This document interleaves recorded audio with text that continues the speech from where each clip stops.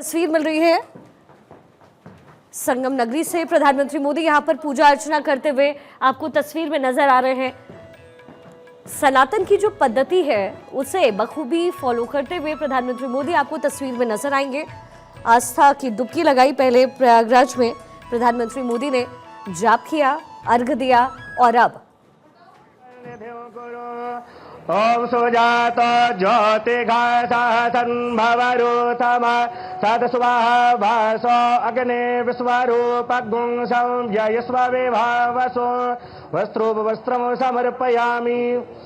ओम नाभ्यायासीदन्तरिक्षगुं शेष्णो द्यौः समवर्तता पद्भ्यां भो मृदेशाः श्रोत्रान् तथा लोकान् कल्पयन् नैवेद्यं निवेदयामि द्रवदक्षिणां समर्पयामि। ओम चंद्रमा मनसो जातचक्षुः सूर्यो वजायत श्रोत्राद्वायुश्च प्राणश्च मुखादग्निर्जायत। मन में बसा कर तेरी मूर्ति उतारू मैं मैया तेरी आरती। मांगू तुझसे क्या मैं यही सोचूं मैया जिंदगी जब तेरे नाम कर दी अर्पण। सब कुछ तेरा कुछ नहीं मेरा चिलता है तुझको मां संसार के। मन में बसा कर तेरी मूर्ति उतारू मैं मैया तेरी आरती। वेद तेरी महिमा गाए संत करे ध्यान नारद गुणगान करे चेड़ बीड़तान।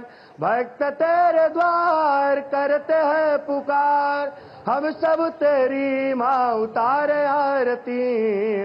मन में बसा कर तेरी मूर्ति उतारू मैं मैया तेरी आरती।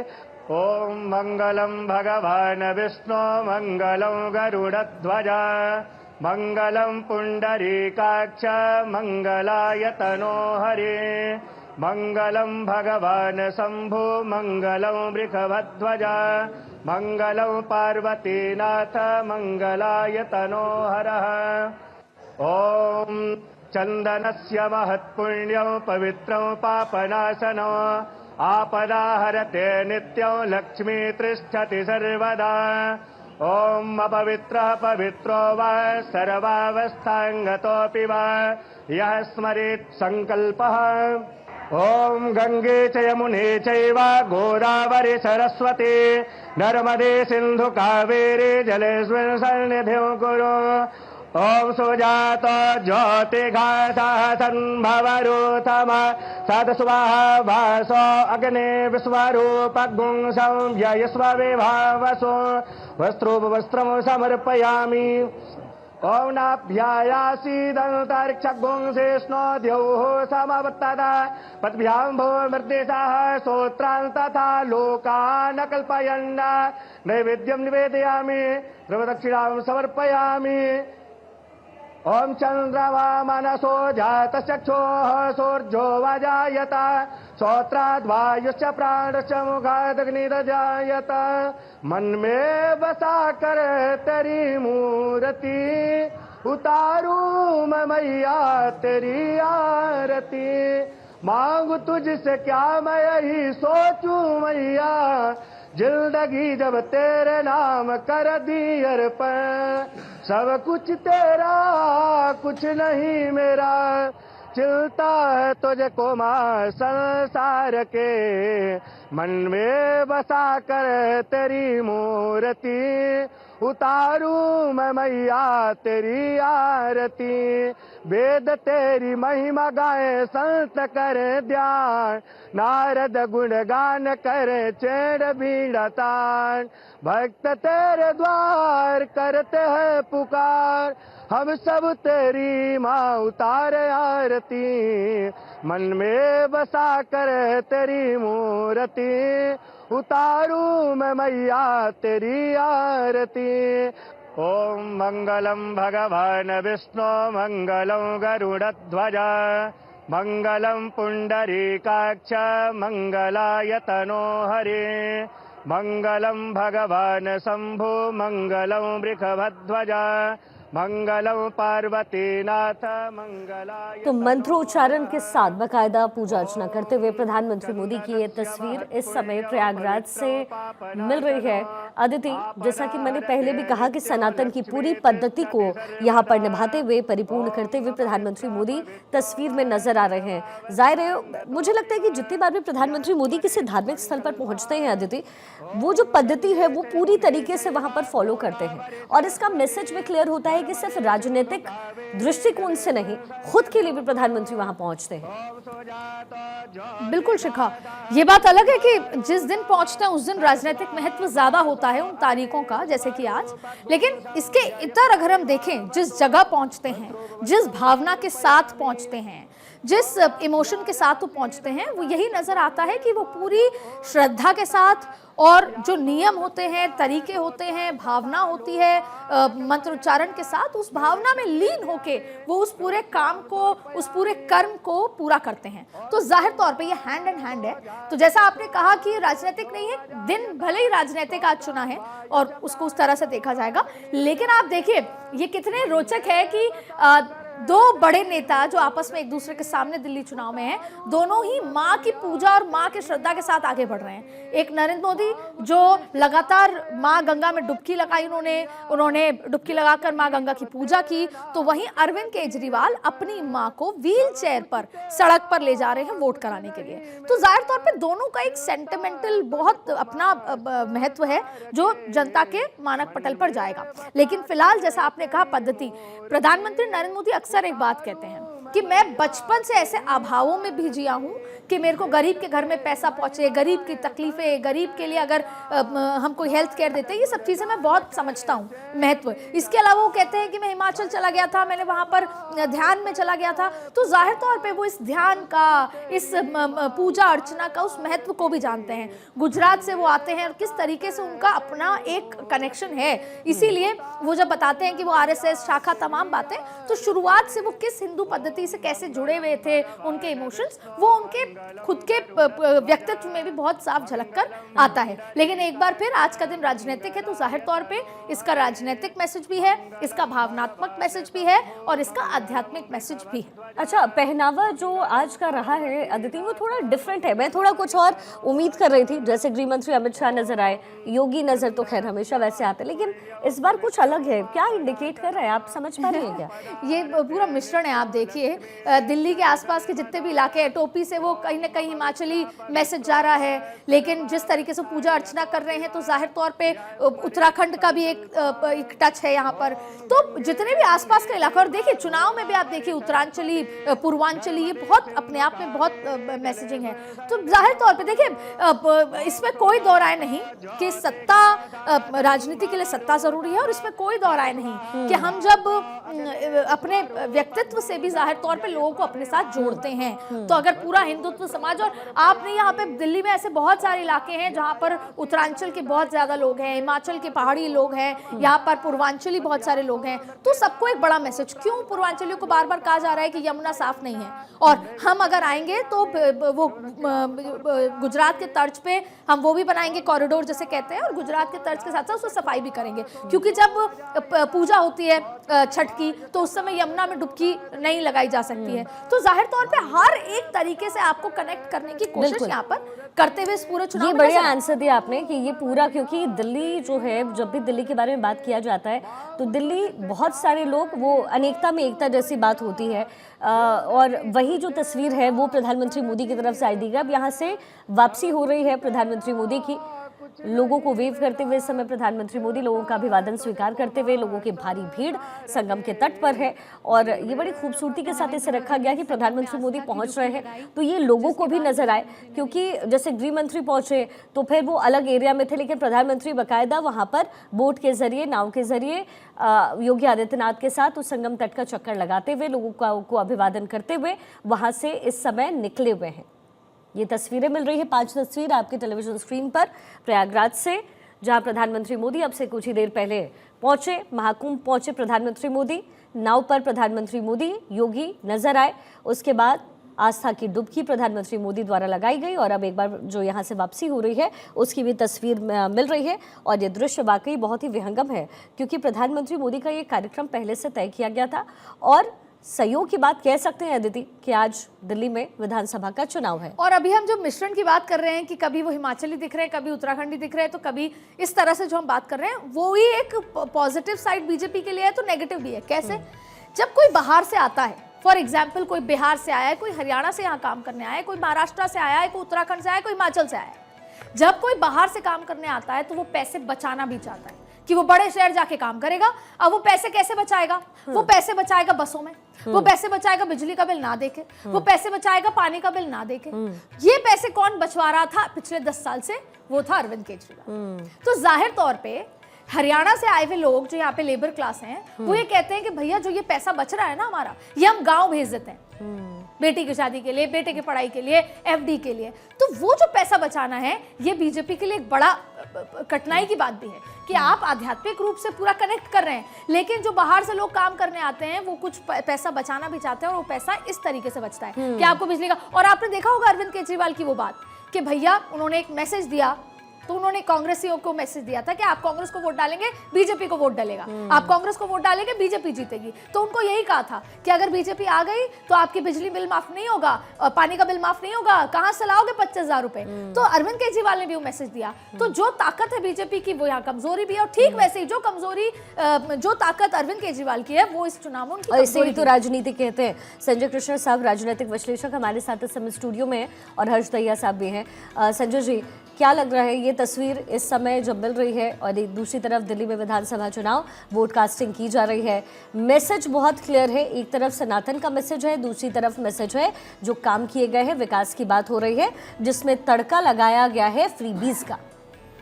जी देखिए, अभी अदिति जी कह रही थी कि बीजेपी को इसका नुकसान होगा कि जो फ्री सेवाएं हैं वो बंद होगी, पर बीजेपी ने तो कभी ये कहा ही नहीं कि फ्री सेवाएं बंद होंगी। फ्री सेवाएं जारी रहेंगी और भी योजनाएं लेके आएंगे। तो इस तरह के वादे बीजेपी ने किए हैं, तो इसका बहुत ज़्यादा नुकसान तो होता मुझे नहीं दिख रहा है।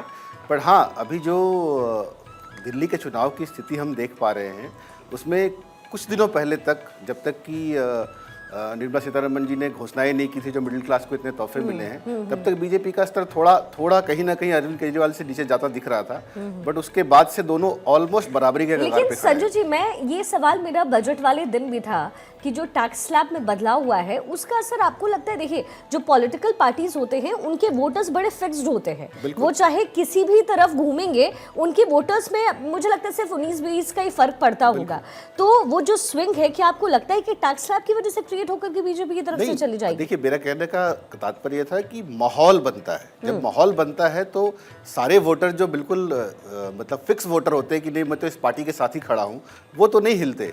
लेकिन जो कुछ वोटर का नंबर्स है जो कि समय के साथ इधर उधर बदलते रहते हैं, वो जरूर इधर से उधर होते हैं, तो माहौल उनसे ही फर्क पड़ता है। तो संजय जी, पर आप ये बात मानते हैं ना कि 2025-26 का बजट है वो सिर्फ दिल्ली के चुनाव के लिए दिया गया है, टैक्स स्लैब वाला जो कंसेशन है? नहीं, ऐसा मानते तो हैं ना? नहीं, मैं ये नहीं मानता। इसको बड़े पर्सपेक्टिव से नहीं देखा गया। नहीं, मैं ये नहीं मानता। और दूसरा फ्रीबीज का आप जिक्र कर रहे थे संजय जी। हाँ। संजय जी, बीजेपी वो पार्टी है जो कहती थी कि फ्रीबीज ऐसी चीजें नहीं होनी चाहिए। अगर उनको अरविंद केजरीवाल के लाइन एंड लेंथ पे चुनाव लड़ना है तो फिर अरविंद केजरीवाल और बीजेपी में फर्क क्या है बॉस? देखिए, यही तो मैं कह रहा हूँ कि फ्रीबीज के खिलाफ तो मैं भी हूँ।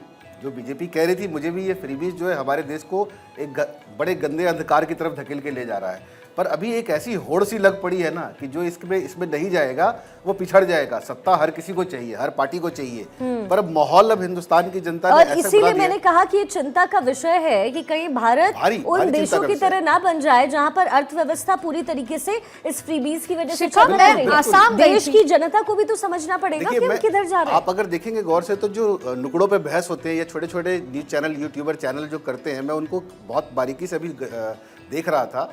तो जो कम पढ़े लिखे लोग हैं वो भी ये बात कह रहे हैं कि नहीं चाहिए फ्री में, यार हमें तो बर्बाद कर दोगे तुम। पर उसके बावजूद भी तो फिर अगर फ्रीबीज नहीं चाहिए थे अदिति, तो फिर ये वो कौन लोग हैं जो आम आदमी पार्टी को फ्रीबीज पर वोट दे रहे थे? देखिए, किसी का बिल माफ हो रहा है बिजली का, वही तो फ्रीबीज है ना। आप ये लिटमस आप मान लेते हैं, अगर किसी को एप्पल खाना है तो साहब उसको 10 किलो एप्पल खिला दो। आप बिजली का बिल माफ करो, बाकी के लिए आप प्रेरित करो कि घर से निकलो। मैं इसलिए बता रही हूँ, 2 उदाहरण। मैं हरियाणा में जाकर गुड़गांव में किसी लेबर को ये कहूं कि प्लम्बर को, किसी नल ठीक करने वाले को घर बुला लूं, वो अपने मूड और समय के हिसाब से आएगा या नहीं आएगा।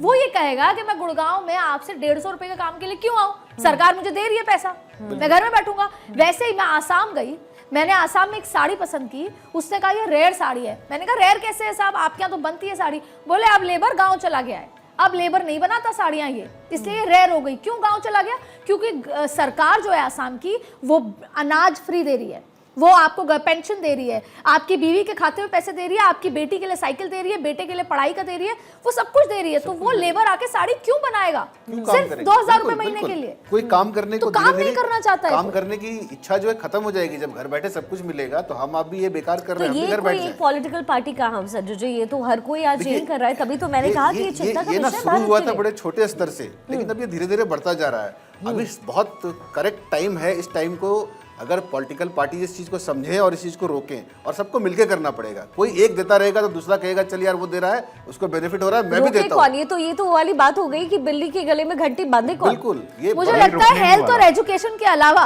हाँ। हेल्थ और एजुकेशन 2 चीजें हैं जो जनता को मिलनी चाहिए। उसके अलावा आप घर से निकले, काम करें, मेहनत करें, वाकई। सरकार आपका सपोर्ट, चाहे फिर वो आम आदमी पार्टी हो, चाहे कांग्रेस भी हो, हो, चाहे कोई बीजेपी भी हो। हो। हर्ष जी, ये देखिए, ये एक्सपेरिमेंट जो है ना फ्रीबीज का, ये काफी सारी कंट्रीज आजमा चुकी हैं। वेनेजुएला का आपने एग्जांपल देखा। मैं यूके में पढ़ाई करके आया तो हमने वहां पे देखा, वहां पे सोशल सिक्योरिटी बहुत अच्छी है कि अगर आप होमलेस हैं तो आपको घर भी दे दिया जाता है, और अगर आप जॉबलेस हैं तो आपको एक मंथली इनकम भी दी जाती है। उससे क्या था, जॉबलेसनेस कम नहीं होती, उससे उल्टा जॉबलेसनेस बढ़ती है।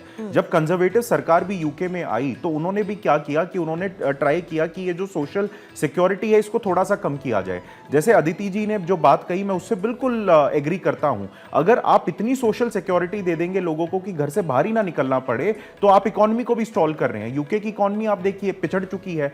कभी एक टाइम पे वो टॉप इकोनॉमी होती थी वर्ल्ड की, आज हमारे भारत से भी बहुत पीछे वो जा चुकी है इकोनॉमी। तो ये सोशल सिक्योरिटी आपको एक लिमिटेड स्तर तक देनी है कि आपका खाना आपको मिल जाए, आपको अच्छी एजुकेशन मिल जाए, आपको अच्छी हेल्थ मिल जाए। उसके अलावा कोई भी चीज फ्री नहीं होनी चाहिए। और गवर्नमेंट का मेरे हिसाब से काम होना चाहिए हेल्थ, एजुकेशन नहीं, लेकिन ये भी तो है ना, ये भी तो है संजय जी, फाउल प्ले कहीं ना कहीं आम आदमी पार्टी कर रही है। अब एक तरफ एक तो पॉलिटिकल पार्टी फ्रीबीज का गेम खेलेगी, वही दूसरी बीजेपी जो है वो नहीं खेलेगी, तो जाहिर है वो हारेगी। जनता को तो ये कुछ तो नहीं मजबूरी है, मजबूरी है। ये तो कांग्रेस और भाजपा दोनों की मजबूरी है कि उन्हें फ्रीबीज देना पड़ेगा। और दूसरा, अदिति जी ने एक सवाल किया था इस पे, क्या कहते हैं, बजट पे, कि बजट में जो ये कंसेशन दिया गया टैक्सेस का मिडिल क्लास को, कि वो दिल्ली इलेक्शंस के उस पे था। देखिए, जो बजट आता है वो जिस डेट को आता है वो फिक्स होती है। तो अब ये एक तरीके से आप ये मानिए कि चांस था कि भाई दिल्ली के इलेक्शंस बिल्कुल आ गए हैं सर पे, तो उसके लिए थोड़ा बहुत कहीं ना कहीं उसका वो किया गया। लेकिन आप ये देखिए, करीब 2 साल से जो हमारी जानकारी है, जो निर्मला सीतारमण जी ने टीवी पे भी बोला है अपने एक इंटरव्यू में, करीब 2-2.5 साल से ये कश्मकश चल रही थी कि इनकम टैक्स स्लैब को रिलैक्स किया जाए और ज्यादा से ज्यादा मिडिल क्लास को रिलैक्सेशन दिया जाए। और उसमें नरेंद्र मोदी जी पॉपकॉर्न पे तो इतना बवाल हो गया, मुझे लगता है इस पे तो narrative गलत था, अवार्ड बिल्कुल। मिलना चाहिए। जो मेम्स बनाते हैं लोग, उन्होंने निर्मला जी पे इतना बनाया कि फाइनली निर्मला जी को करना पड़ा। मैं आपको बता दूं, ex finance minister Piyush Goyal, मैंने खुद इंटरव्यू किया, और जैसे ही बजट ओवर हुआ, पीयूष गोयल का पहला रिएक्शन ये था कि अब दिल्ली के लिए किया गया ये बजट। पहला रिएक्शन ऑन रिकॉर्ड आया था पीयूष गोयल का। तो भाई राजनीति, वोट के लिए क्या नहीं हो रहा है? अब पॉलिटिकल और फिर पार्टी तो- फिर अगर तो- पॉलिटिकली नहीं सोचेगी तो फिर क्या होगा? पर दिल्ली फिर के तो लिए, इसका बिहार क्रेडिट आप के लिए केजरीवाल को दे 50-50 दीजिए। होना चाहिए। केजरीवाल ने मिडिल क्लास के लिए 6 मांगे होना करी चाहिए, देश के लिए 50% सोचिए। ये नहीं कि 100% केजरीवाल ने जो मांगे करी वो हफ्ते भर पहले करी। बजट बन जाता है 1.5-2 महीने पहले, तो केजरीवाल की मांगे सर, लेकिन का 6 कोई महीने फर्क पहले नहीं ही तो पड़ा। पता था कि सर। चुनाव तो होना ही है सर। देखिए, चुनाव से और ये भी पता था कि फरवरी यही के फायदा होता है दूसरे शिखा हफ्ते जी में होगा। की, चुनाव से यही फायदा होता है कि जनता को उसका फायदा मिलता है। अगर चुनाव देश में नहीं होंगे तो बिल्कुल रिलैक्सेशन नहीं मिलेगी। देखिए, ये जो इनकम टैक्स की रिलैक्सेशन है ये बहुत सही है। मैं तो कहता हूं इसका स्लैब और बढ़ाना चाहिए, क्योंकि इनकम टैक्स का जब क्या कहते हैं आप रिलैक्स करेंगे तो ज्यादा से ज्यादा लोग इनकम उसमें फाइल करेंगे, ज्यादा कंजम्पशन बढ़ेगी, ज्यादा एक्सपेंडिचर बढ़ेगा लोगों का, तो वो पैसा इकोनॉमी में ज्यादा क्या कहते हैं फ्लो में आता है। कंज्यूमर बेस्ड इकोनॉमी की कोशिश यहाँ पे की जा रही है। लेकिन एक मुझे लगता है, मैं मतलब बहुत पुराने पिताजी के जमाने के हिसाब से, पहले वाली जो ओल्ड रिजीम थी उसमें कम से कम हम 80 से इन्वेस्टमेंट 1.5 1.5 लाख करते ही करते थे। अब इन्वेस्टमेंट नहीं है, अब आजकल हाथ में 70 लाख रुपए आए, आप खर्च करो, मार्केट जाओ, खर्चा करो। शिखा जाएंगी खान मार्केट और शॉपिंग करके आएंगी। और अदिति तो लगभग रोज ही जाती है, मुझे लगता है कहीं आप लोग खान मार्केट की इकोनॉमी बढ़ाएंगे। ये काफी बेनिफिट। लेकिन वाकई अब दिल्ली चुनाव को लेकर के तैयारी, भले ये पहले से डिसाइडेड हो या दिल्ली चुनाव की तारीख को लेकर के संजय जी ये डिसाइड किया गया हो, लेकिन जनता के लिए ये फैक्टर्स बहुत इंपॉर्टेंट है। वैसे ही ये जो तस्वीर इस समय दिख रही है, ये फैक्टर भी बहुत ज्यादा इंपॉर्टेंट है, क्योंकि एक बात तो है सर, हिंदुस्तान की जनता जब सनातन को आगे बढ़ते हुए देख रही है तो हर कोई इससे रोमांचित जरूर हो रहा होगा, और हर किसी का दिल होता है कि वो जिस जगह से आता है, जिस भी बिरादरी से आता हो, जिस धर्म से हो, जिस कास्ट से हो, अगर वो आगे बढ़ता है तो खुशी किसको नहीं होती है। शायद मुझे लगता है इस परिदृश्य के बाद भी लोगों के अंदर खुशी इस बात की जरूर होगी। देखिए, मैं कह रहा हूँ कि जैसे अदिति जी को लग रहा है कि ये दिल्ली चुनाव के लिए ये बजट लाया गया है, तो ये इतना लुभावना और इतना मतलब बेनिफिशियल बजट था, तो ये लोकसभा चुनाव के पहले भी तो ला सकते थे। लोकसभा चुनाव जाहिर तौर पे दिल्ली चुनाव से कहीं ज्यादा महत्वपूर्ण था संविधान के लिए। अटैक, संविधान नैरेटिव चल जाएगा, पता नहीं था बीजेपी को। नहीं, ठीक है, पर ये सही बात है, और वो भी लोकसभा चुनाव के बड़े आखिरी समय में हुआ। बीजेपी उसको कंट्रोल नहीं कर पाई। ये दिल्ली चुनाव बहुत महत्वपूर्ण है बीजेपी के लिए, लेकिन इतना भी महत्वपूर्ण नहीं है कि पूरा जैसे 4-5 स्टेट में चुनाव हो रहे होते और फिर ये आया होता तो फिर भी समझ में आती। 3 बार आपने देश जीत लिया, और उसी देश जहां से आप देश चला रहे हैं, अगर तीसरी बार आप दिल्ली नहीं जीत पाए तो एक बहुत बड़ा सवालिया निशान है। बिल्कुल, आपसे मैं अग्री करता हूं, लेकिन फिर ये इतना बड़ा भी स्टेक नहीं हो जाएगा कि निर्मला जी इसके लिए इतना त्याग कर देंगी। मुझे एक बात बताइए, अभी तो बहुत सारे सर्वेज हुए हैं, बीजेपी दिल्ली में काबिज क्यों नहीं हो पाई? बिल्कुल अदिति ने सही सवाल पूछा है कि पूरा देश आप जीत गए, लेकिन दिल्ली क्यों? कहीं क्या चूक रही है बीजेपी से? देखिए, एक बहुत मेजर फैक्टर होता है। अरविंद केजरीवाल खुद खड़े होकर दिल्ली के सीएम पद की दावेदारी पेश कर रहे थे, और अरविंद केजरीवाल आपके 2013, 14, 15 में इतना बड़ा नाम बन चुके थे। पैरेलली मोदी जी उस समय उभर ही रहे थे और ये मोदी जी के समकक्ष खड़े हो गए थे जाके। तो अरविंद केजरीवाल को दिल्ली का सीएम बनेगा, उनके ढेर सारे वादे, उनके ढेर सारे प्रॉमिसेस जो दिल्ली को सुधारने के लिए, या वो खुद बिजली के तार ठीक कर रहे थे, ये सारी चीजें दिख रही थी। तो उस वजह से अरविंद केजरीवाल को 2 टर्म लगातार इतनी बढ़िया जीत मिली। भले उस समय मोदी जी की आंधी में लोकसभा में दिल्ली से 7 सीटें बीजेपी को जा रही थी। केजरीवाल 62 से नीचे आकर के 40 पे आ जाएंगे। इस बार तो होगा। इस बार आप खुद देखिए, बहुत सारे बहुत सारे फैक्टर्स हैं। जैसे पिछले पूरे 5 साल में अरविंद केजरीवाल पे दाग ही दाग लगते चले जा रहे हैं। वो जिसको तो ये भी कह रहे हैं कि प्रूफ तो हो नहीं रहा। देखिए, प्रूफ दाग लगना क्या होता है? प्रूफ हो या ना, शीला दीक्षित पे भी जब इल्जाम लगे थे तो प्रूफ तो नहीं हुआ था, पर उठा के जनता ने फेंका था ना। ये उनको इनके कर्मों का ही फल है, जो शीला दीक्षित के साथ कर रहे थे, बिल्कुल आज इनके साथ हो रहा है पूरा का पूरा। और आज तो प्रूफ के साथ हो रहा है। क्या कहते हैं शिखा जी, मैं उसके आपके क्वेश्चन का आंसर मैं देना चाहूंगा। जब आप कह रहे थे कि भाई भाजपा को जो दिल्ली में नुकसान हुआ, उसका मैं विश्लेषण बताता हूं, जो मेरा पर्सनल एनालिसिस है। देखिए, जब 2011, 12, 13 के अंतरकाल में जब आम आदमी पार्टी का उदय हुआ, अरविंद केजरीवाल का उदय हुआ, तो कांग्रेस को लगा कि देखिए, अगर कांग्रेस कमजोर होती है, बहुत बड़ा नैरेटिव एंटी कांग्रेस चल रहा था, आप सब एग्री करेंगे। कांग्रेस को पता था अब इस नुकसान का फायदा सीधा सीधा बीजेपी को मिलेगा, बीजेपी सरकार दिल्ली में भी बनाएगी, सेंटर में भी बनाएगी। अरविंद केजरीवाल इतने बड़े फोर्स नहीं थे कि सेंटर में भाजपा को टक्कर दे सके, लेकिन दिल्ली में इतना उनका नाम हो गया था कि वो दिल्ली में एक ऑल्टरनेटिव के तौर पे खड़े हो गए थे।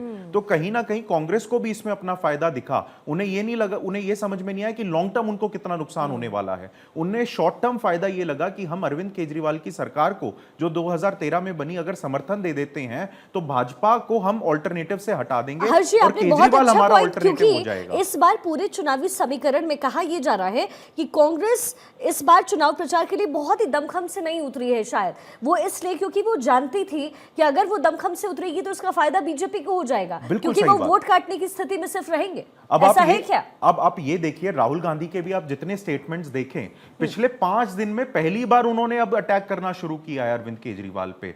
जो पानी भर भर के अरविंद केजरीवाल कांग्रेस का वोट काट चुके हैं, जो उनकी ही चीफ मिनिस्टर को इतनी भद्दी भद्दी आरोप लगाते थे, ऐसी गालियां देते थे आरोप के फॉर्म में कि भाई जिससे पूरा का पूरा जो कांग्रेस का किला था वो इन्होंने ढाया।